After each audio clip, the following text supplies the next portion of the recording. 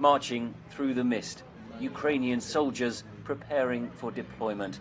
For 5 years, the residents of Mariupol have lived under the constant threat of conflict. Amid the election campaigns, the frustration, the exhaustion is palpable. I like any of the candidates, but not the one who is in power now. We need more authority for us to have peace, for our economy to grow, for us to be prosperous. Alexander Sidorov is on leave from the front line. The main issue for me is for all the corrupt people to be imprisoned. Alina Arabadje plans to vote for comedian-turned-presidential candidate Volodymyr Zelensky.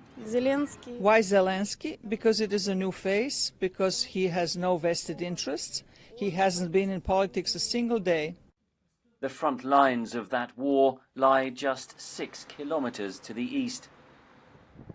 Mariupol used to be an export hub for the Donbass region.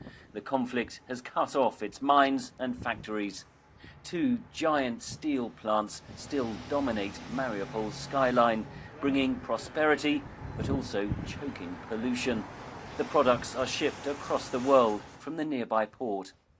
Since its forceful seizure of Crimea in 2014, Russia now controls shipping access to the Sea of Azov via the Kerch Strait.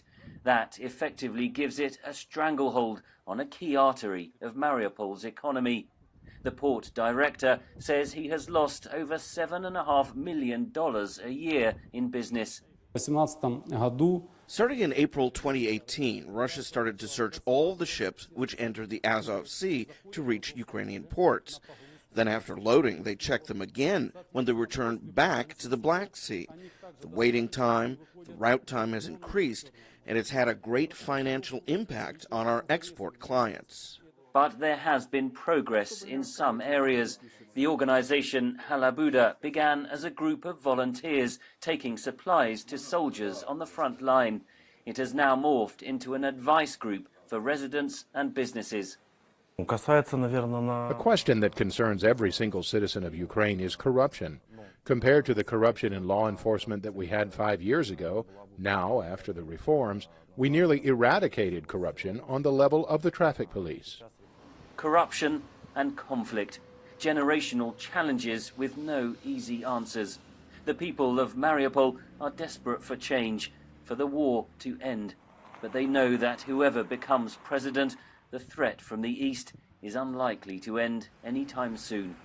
Henry Ridgwell for VOA News, Mariupol, Ukraine.